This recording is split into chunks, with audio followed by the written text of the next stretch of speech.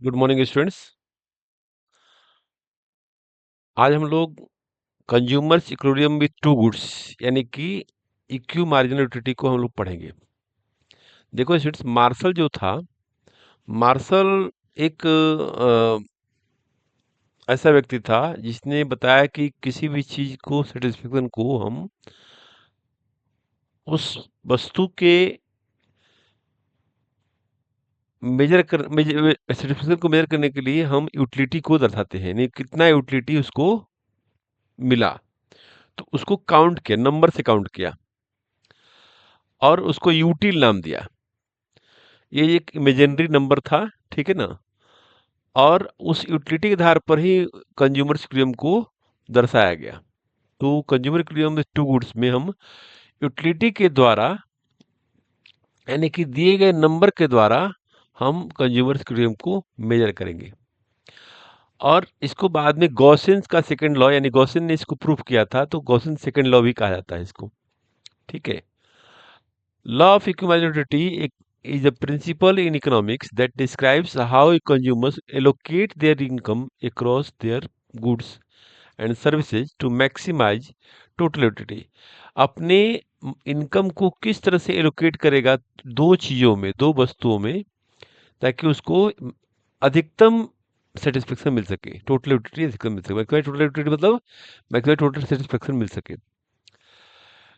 इसके में दो पॉइंट आपको याद रखना होगा। The ratio of marginal to price is equal across all goods and services, यानी कि जो मार्जिनल था उसका जो है, जो प्राइस की हर जगह इक्वल होगा, है ना। इसका एक कंडीशन था। और marginal per rupee spent is the same for each purchase. और जो हर परचेज पर, हर एक यूनिट के परचेज पर उसका जो मनी का जो मार्जिनल होगा वो क्या होगा, सेम होगा, यानी कि रुपए का मार्जिनल सेम होना चाहिए, ठीक है। इसका एजम्पशंस कुछ है, आगे भी पढ़ेंगे हम लोग, ठीक है ना। The degree of satisfaction gain from consuming goods और services is maximum.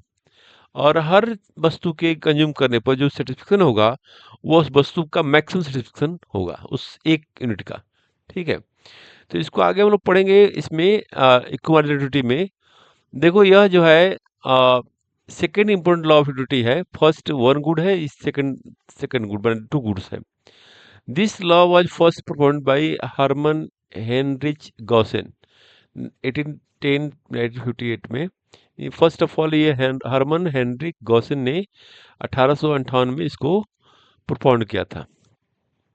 It is known as Gossen second law, इसको गॉसेन का सेकंड लॉ कहा जाता है, ठीक है। क्योंकि उन्होंने फर्स्ट ये परफॉर्म किया था, सेकंड फर्स्ट लॉ भी किया था, वन गुड है, सेकंड लॉ कहा जाता है। This law points out how consumer can maximise satisfaction out of given expenditure, यानी कि अपने इनकम के आधार पर कितना ज़्यादा सेटिस्फेक्शन वो मैक्सिमाइज कर सके, उसके बारे में बताता है, ठीक है ना। अलग अलग गुड्स पर, दो गुड्स पर। स्टूडेंट्स, इसमें एक चीज़ और ध्यान रखना सब लोग, यह जो था इसमें एजम्पशंस देखो ध्यान से। एजम्पशंस, एक मिनट को थोड़ा सा हम एक कलर ले लेते हैं, कलर के आधार पर तुमको काउंट करते हैं, ठीक है। एक मिनट, इसमें कलर लेते हैं, ये कलर लेते हैं, ब्लू कलर लेते हैं, ठीक है। देखो ध्यान से, ये इसमें जो था आपका एजम्पशंस जो है, एजम्पशन माने क्या होता है, एजम्पशन माने ये कोई भी चीज़ को प्रूव करने के लिए कुछ आवश्यक जो है अनुमान्यताएं होती है, यानी कुछ आवश्यक चीज़ें होती है जिसको मानता पड़ता है कि ये रहेगा तभी ये लॉ लागू होगा, नहीं रहेगा तो नहीं लागू होगा। तो लॉ ऑफ इक्विलिब्रियम में कुछ एजम्पशंस है, जैसे कि पहला एजम्पशन दिया हुआ है, देख लो ध्यान से स्टूडेंट।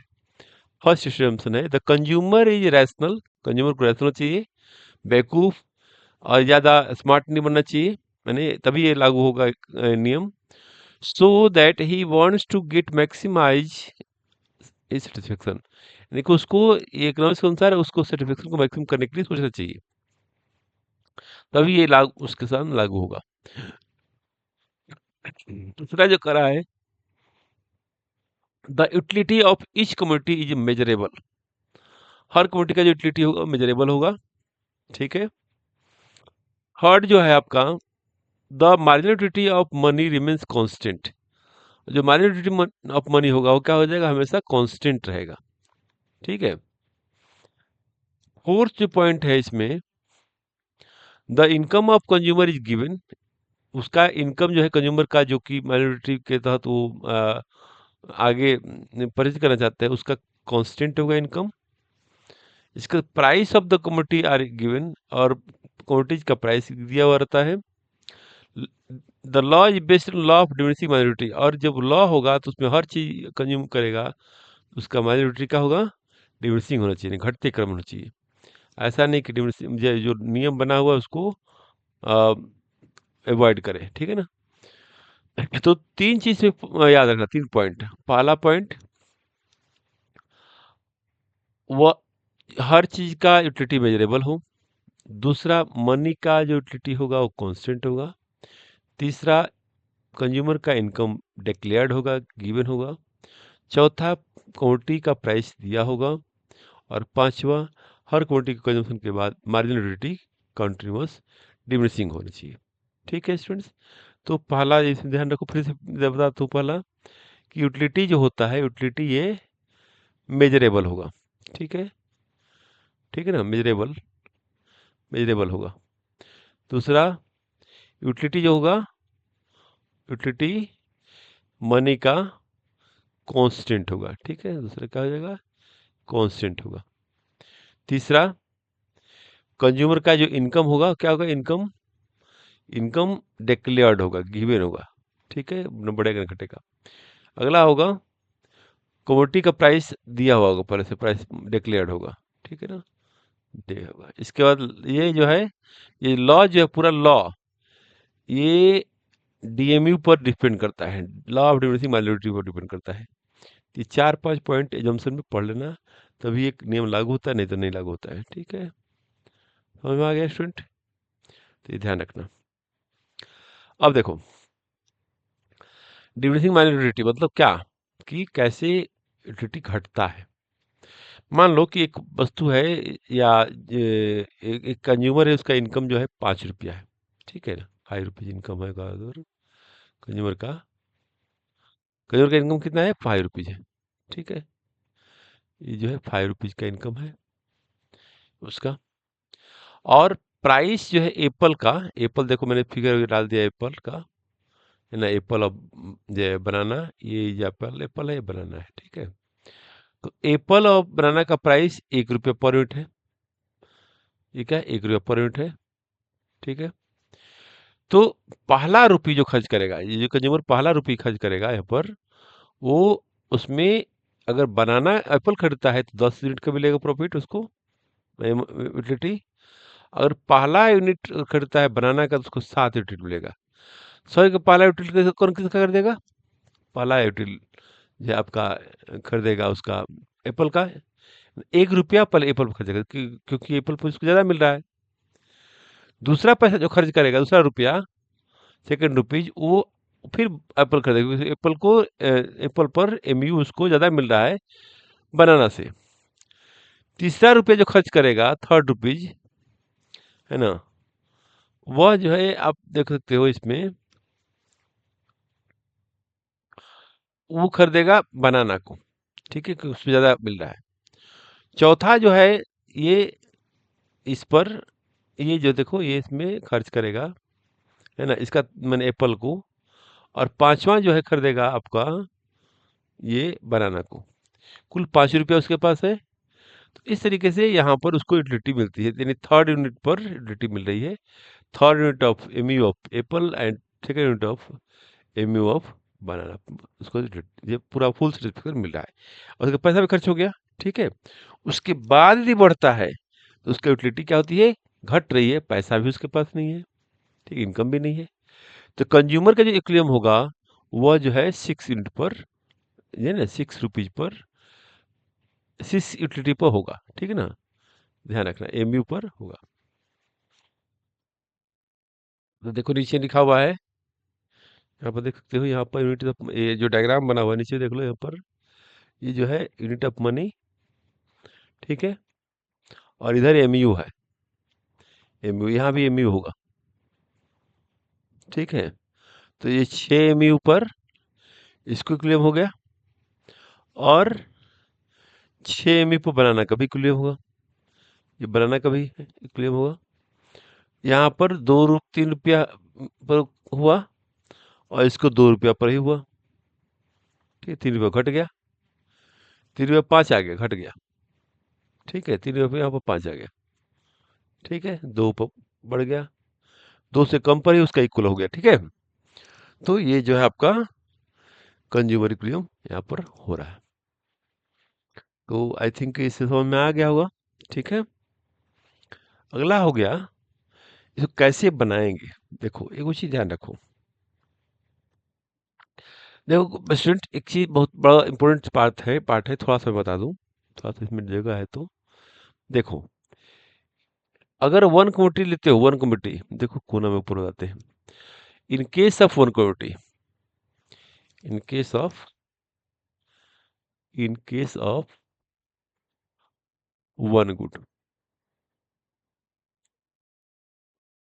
ठीक है, in case of one good, MU MU of X equal to P X equal to consumer equilibrium. क्या है?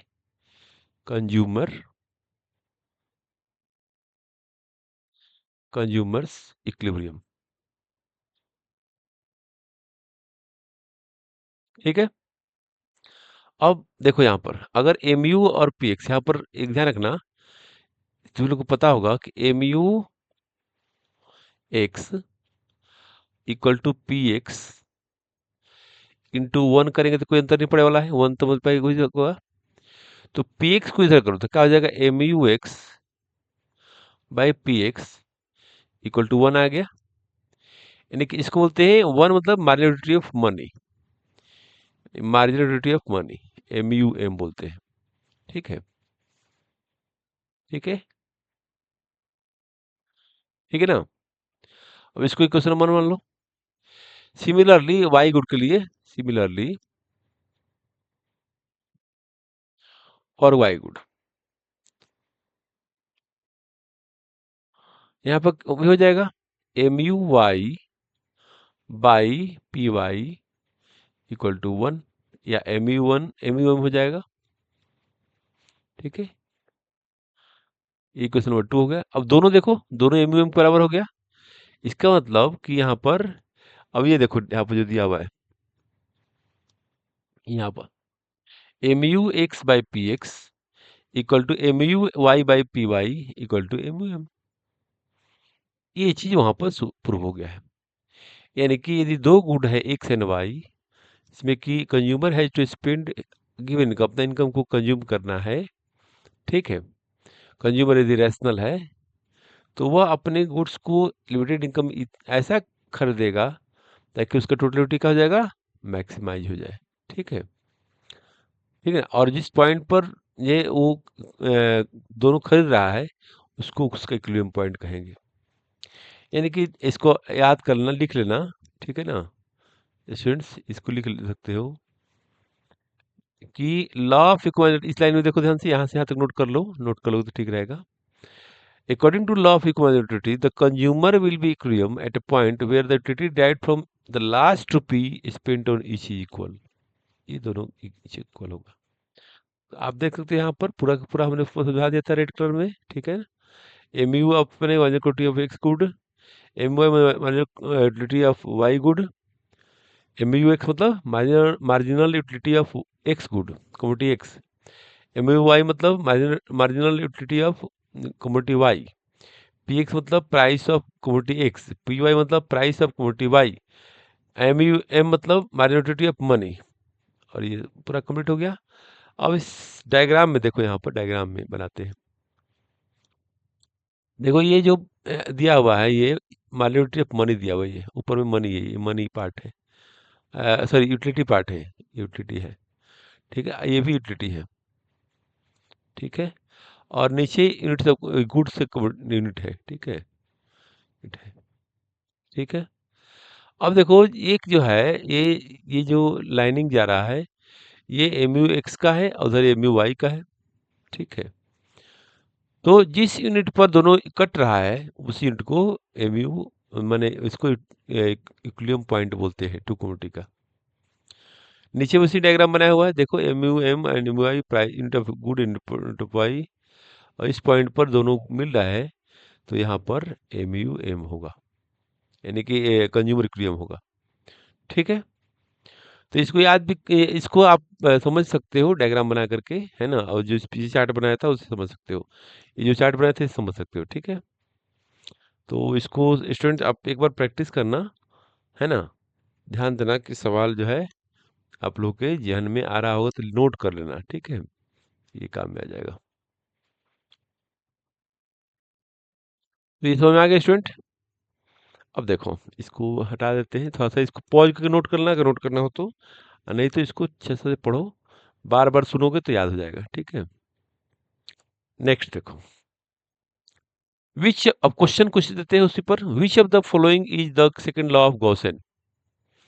तो इसमें 100 है कि आंसर ये वाला होगा, लॉ ऑफ इक्यू माइनॉरिटी को सेकंड लॉ ऑफ गॉसेन कहते हैं।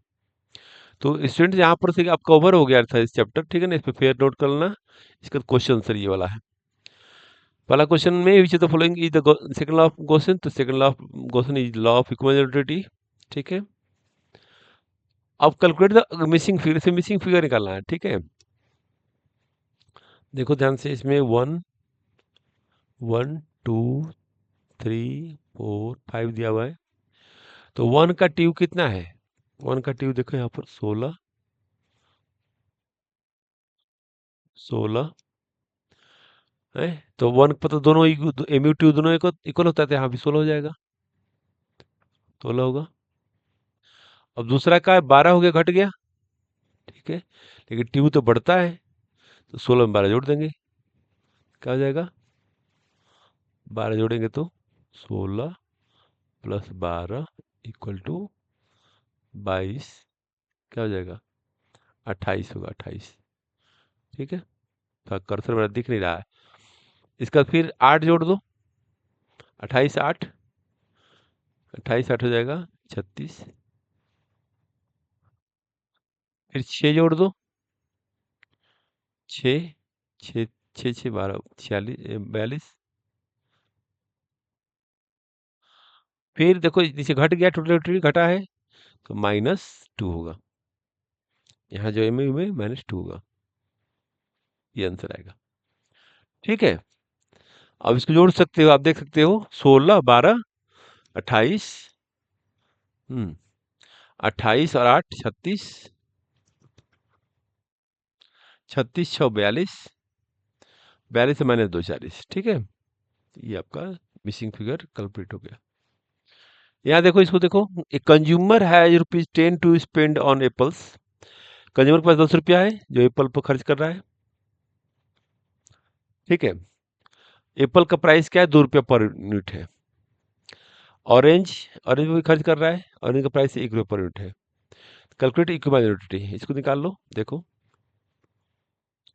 देखो इसमें ध्यान रखो, एप्पल जो है ना, कहाँ गया ये कर्सर मेरा, देखो एप्पल है और ये ऑरेंज है। एप्पल का प्राइस 2 रुपया है, तो इसको 2 से भाग लगा दो सब में।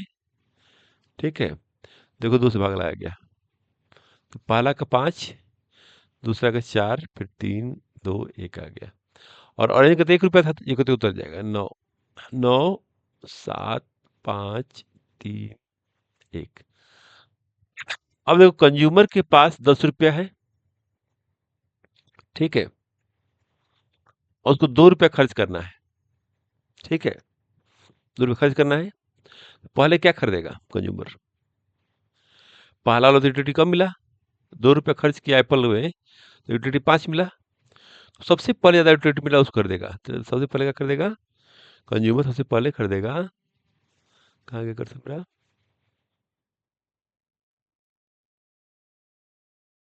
चला गया यहाँ पर, एक मिनट दिखता नहीं है, हाँ पहले ये खरीदेगा, ये वाला। ठीक है, पहला रुपया खर्च करेगा, 1 रुपया, फिर 2 रुपया फिर यहाँ खरीद करेगा, दूसरा रुपया, क्योंकि 10 रुपया उसके पास है, अब देखो, अब जो है यहाँ यूटिलिटी 5 रुपया यहाँ भी है, 1 रुपया खर्चा करेगा तो, ठीक है ना, और 2 रुपया खर्चा करेगा तो यहाँ भी है, तो यहाँ 2 रुपया खर्चा किया, 2 रुपया इसमें, तो इसके यहाँ पर 2 रुपया खर्चा किया, तो 2 मिल गया, यूटिलिटी 10 मिला ना एक साथ, 5 5 10 मिला, ठीक है। तो 2 रुपया खर्चा करे, 2 रुपये में यहाँ पर 2 सामान खरीद दिया, ये वाला मैंने 2 ऑरेंज खरीदा, और 2 रुपया में एगो जो है आपका एप्पल खरीदा, क्योंकि एप्पल की यूटिलिटी उसके लिए ऑरेंज से ज़्यादा है। तीसरा रुपया फिर खरीदेगा ये ऑरेंज, क्योंकि इसका यूटिलिटी ज़्यादा है नीचे वाला से, सेकंड एप्पल से। उसके बाद वो फिर एप्पल पर जाएगा, 2 रुपया खर्चा करेगा, एगो खरीदेगा, तो एप्पल पर 4 रुपया खर्चा किया अभी तक, और एप्पल पर 4 रुपया खर्चा कर दिया, और ऑरेंज पर 1 2 3 4, 3 रुपया खर्चा किया, ठीक है। अब देखो नीचे जो है आपका, फिर ऑरेंज का 3 रुपया, 3 यूटिलिटी हो गया, तो ए भी खर्च खरीदेगा 1 रुपया लगा करके, और ए भी खरीदेगा 2 रुपया लगा करके, यानी कि उसके पास यहीं पर कंज्यूमर इक्विलिब्रियम होगा। मतलब कि यहाँ पर टोटल खर्च किया कितना, 4 रुपया, ठीक है, और यहाँ पर खर्च किया 6 रुपया, 6 रुपया, ठीक है। तो उसको मैक्सिमम यूटिलिटी यहीं तक मिलेगा, उसके बाद तो फिर उसके पास पैसे ही नहीं है, ठीक है। तो मैक्सिमम यूटिलिटी यानी money spent on last unit will be same, ratio same हो गया, वहाँ भी 3 आया, यहाँ भी 3 आया। तो consumer equilibrium at the third unit of Apple and fourth unit of orange, यही आंसर होगा, ठीक है स्टूडेंट्स, ध्यान रखना इसको। मैक्सिमम यूटिलिटी जिसमें मिलेगा वो उसको खरीदेगा वो, ठीक है, यह ध्यान रखना। Next, find the consumer equilibrium if the price of each commodity is suppose to be 8। अब देखो यहाँ पर डायग्राम में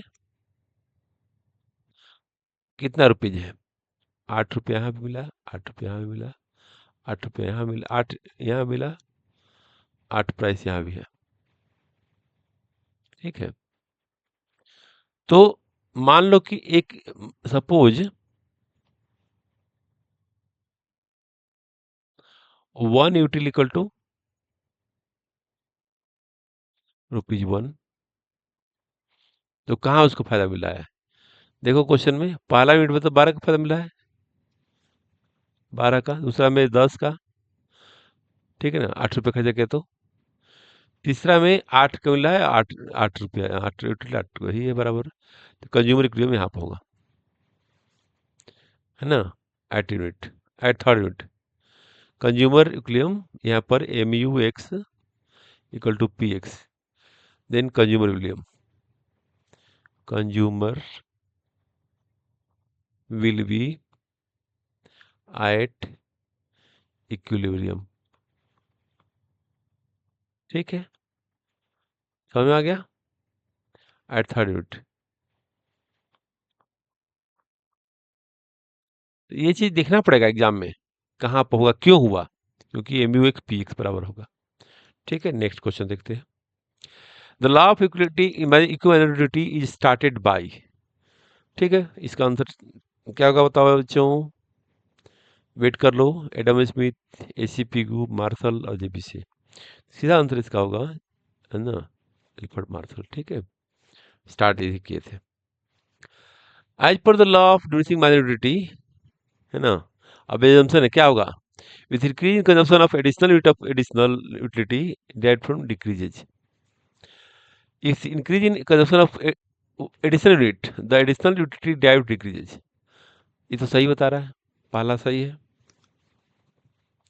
देखिए हर यूनिट को यूज करेंगे, ठीक है ना, हर यूनिट को यूज करेंगे तो एडिशनल यूटिलिटी होगा, क्या होगा, डिक्रीज कर जाएगा।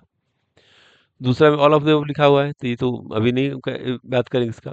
Third, with increase in the consumption of additional unit of the total utility diminished, नहीं गलत है, ये गलत है, दूसरा वाला गलत है, तीसरा वाला गलत है, with additional unit of consumption additional utility also decrease, ये भी गलती है, तो ये ऑल ऑफ द अबव होगा नहीं सही, ई वाला आंसर सही। ठीक है, फर्स्ट वाला सही है। ठीक है, तो ये सवाल आपको करना है सबको। देखो इसमें दिया भी है, law of diminishing marginal states that as you consume more and more unit of a commodity the total utility derived from each commodity its successive unit goes on decreasing, decrease होता रहता है। People spend their income on various goods because consuming more and more of any one good reduces the marginal satisfaction। माने ज़्यादा से ज़्यादा कुछ use करेंगे तो marginal satisfaction क्या होता है, reduce होता है।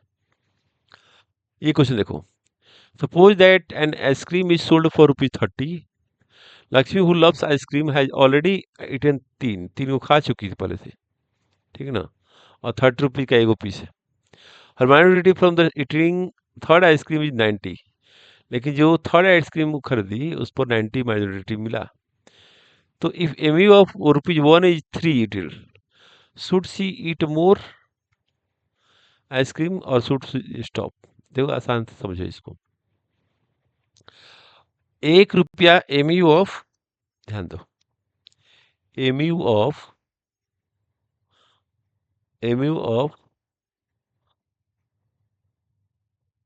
₹1 इक्वल टू 3 यूटिल। ठीक है, तो 90 यूटिल का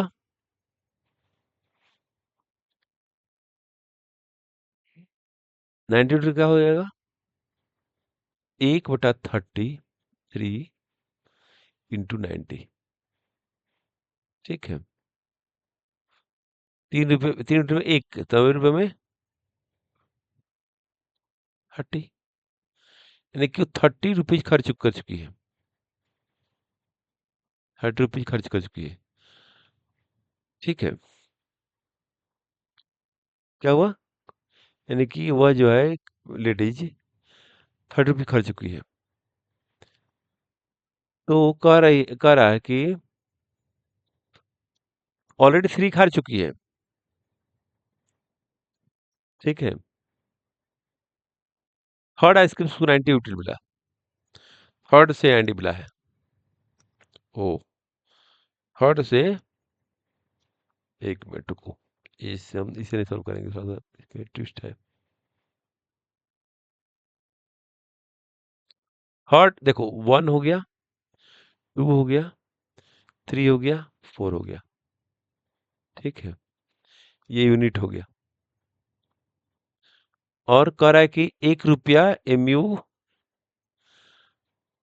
इज 3 यूटिल। ठीक है, तो थर्ड से उसको 90 मिला, थर्ड से 90 मिला। ठीक है, और ₹30 पर यूनिट है, 30 यहाँ खर्चा किया, 30 यहाँ, 30 यहाँ, 30 यहाँ। ठीक है, तो कह रहा है कि सोची इट मोर। अब कह रहा है, क्वेश्चन नहीं पूछ रहा है कि M U of 1 equal to 3 util, M U of 1 equal to 3 util. तो ये थर्ड यूनिट पर तो इसको कंज्यूमर इक्वल हो जाएगा। ठीक है, शी शुड स्टॉप, उसके बाद उसको खरीदना नहीं है। ठीक है, क्यों, क्योंकि वो जो है थर्ड यूनिट पर, देखो ध्यान से, थर्ड यूनिट पर उसको एमयू कितना मिला, 90 मिला। ठीक है, खर्च कितना किया, ₹, 30 इक्वल टू 30 इंटू 3, 90 यूटिल, जो दिया उसे इक्वल हो गया। ठीक है, इसलिए she should not eat more because she has got maximum satisfaction. ठीक है, she should stop, stop eating. यदि एक यूज करती ज्यादा, चौथा, तो उसको जगह 120 हो जाता, तो यूटिलिटी बढ़ता, क्योंकि यूटिलिटी तो घट जाता फिर। ठीक है, तो ये ध्यान रखना है।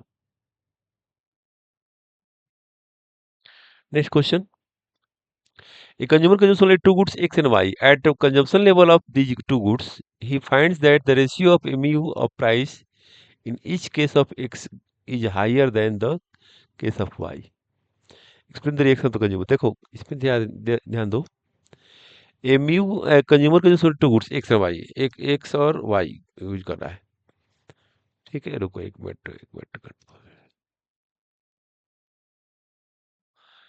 मिनट इसको रीड करते हैं थोड़ा सा।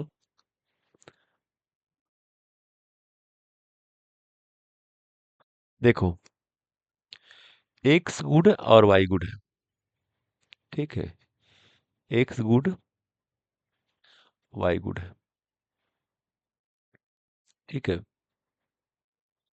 अब इसमें ध्यान देने की बात यह है कि he finds that the ratio of mu of price in each case is x of x is higher than case of y। मतलब वो पता है कि mu mu mu x over px is higher than mu y by py। इन्हें कुछ करा है। ठीक है, तो अभी क्या करेगा, कंज्यूमर कंज्यूम करेगा एक्स को ज़्यादा ताकि उसका mu घटे, है ना, और इसके इक्वल हो जाए। तो लिखो in such case consumer will buy will sorry ये नहीं रहेगा, बाई मोर ऑफ गुड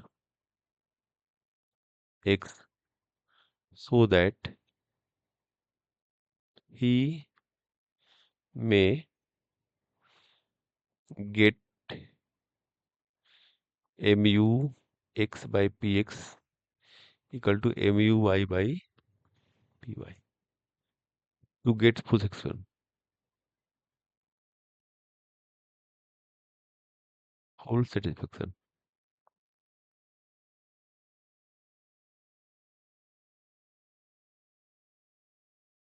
ठीक है स्टूडेंट्स, ये ध्यान देंगे। तो ये प्रॉपर है ना, ठीक है। थोड़ा सा इसका ध्यान रखना कि जब भी mu ratio of mu x and px और mu x equal P Y mu y over P Y दोनों का इक्वल होगा तभी कंज्यूमर इक्विलिब्रियम होगा। ठीक है, तो कंज्यूमर अगर mu x by P x ज़्यादा है तो mu को ज़्यादा कंज्यूम करेगा तो यूटिलिटी घटती है डिमिनिशिंग यूटिलिटी के अनुसार। घटेगी तो क्या हो जाएगा, वो उसका यूटिलिटी उसका ratio mu y by P Y का बराबर हो जाएगा। ठीक है, ये क्वेश्चन देखो, सीबीएसई से आया हुआ क्वेश्चन है। Consumer consumes only two goods X and Y and is in equilibrium, price of X falls. अब देखो यहाँ पर दिया है कि टू गुड्स में है तो अगर इक्विलिब्रियम है तो at equilibrium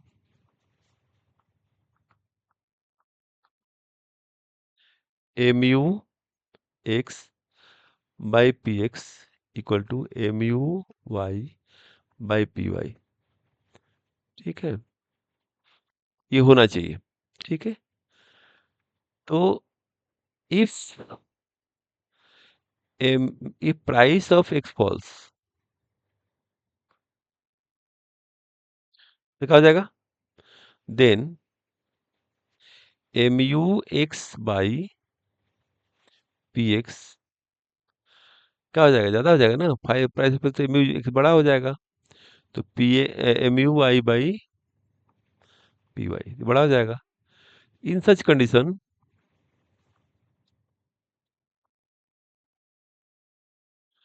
consumer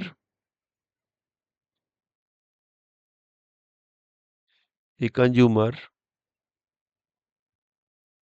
buys more of X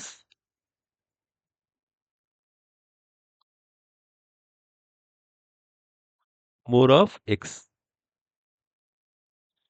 so that mu(x) by px equal to mu(y) by py, ये होगा।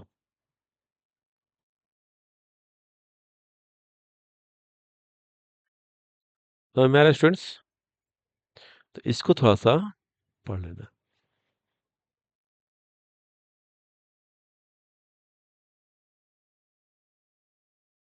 कहाँ से लग गया? ध्यान रखो सब लोग, यही तक कवर था, ठीक है ना? लास्ट पेज यही था, 14 पेज था मेरा स्लाइड। तो बहुत सारा न्यूमेरिकल करो, इसे प्रैक्टिस करो, तो आगे जाकर के भविष्य में ठीक रहेगा। पढ़ाई करो जम करके। Thank you, good night.